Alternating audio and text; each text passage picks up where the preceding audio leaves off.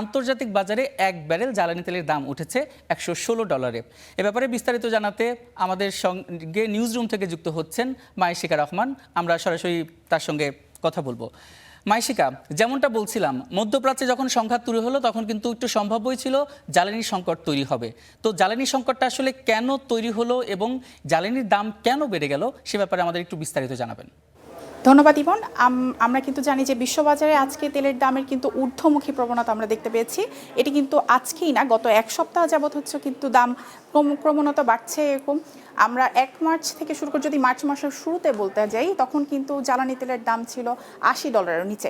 এখন সেটি কিন্তু $118 ছিল এবং সেটি একটু কমে এখন $116 অবস্থান করছে। যদি আমরা আরেকটু দেখতে চাই যে কেন জ্বালানি তেলের দাম বৃদ্ধি হচ্ছে, সেই ক্ষেত্রে যদি আমরা আরও স্পেসিফিকলি যেতে চাই যে গত 4 বছরে কিন্তু জ্বালানি তেলের দামের তেমন তুলনামূলক স্থিতিশীল পর্যায়ে ছিল। কিন্তু এখন মধ্যপ্রাচ্যের এই উত্তেজনা বা ইরান, ইসরায়েল এবং যুক্তরাষ্ট্রের মধ্যে যে যুদ্ধ এবং সংঘাত, এর উত্তেজনার ফলে কিন্তু এই বিশ্ববাজারে জ্বালানি তেলের দামের একটি বড় ধরনের ঊর্ধ্বমুখী প্রবণতা আমরা দেখতে পাচ্ছি। এবং এর সাথে যদি আমরা আরেকটু যোগ করতে চাই, 1970 সালের পর থেকে কিন্তু এখন জ্বালানি তেলের দাম সর্বোচ্চ পর্যায়ে আছে। আরেকটু যদি স্পেসিফিকলি আমরা বলি, ফেব্রুয়ারি লাস্ট থেকে শুরু করে মার্চের শুরুর দিকে জ্বালানিতে $80, আর আজকে 9 তারিখের মধ্যে $118। প্রায় যদি শতাংশ হিসাব করতে চাই, 30% উপরেও কিন্তু বিশ্ববাজারে জ্বালানি তেলের দাম বৃদ্ধি পেয়েছে।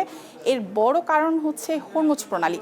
এই হরমুজ প্রণালী কিছুটা না, প্রায় অনেকটাই হচ্ছে গিয়ে ইরানের নিয়ন্ত্রণে থাকা একটি জাহাজীয় রুট, এবং এই রুট দিয়ে বিশ্বের যে জ্বালানি তেলের সরবরাহর প্রায় 80% উপরে হচ্ছে এই রুট দিয়েই হচ্ছে জ্বালানি তেল সরবরাহ করা হয়ে থাকে।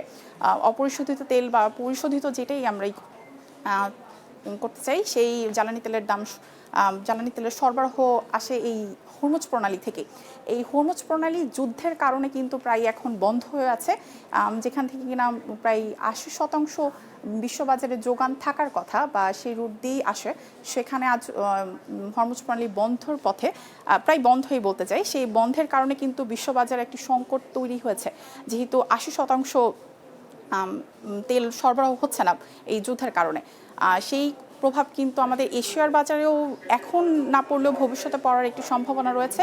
এবং আমরা আরেকটু যদি বলতে চাই যে এর কারণে কিন্তু দাম বৃদ্ধি পেয়েছে।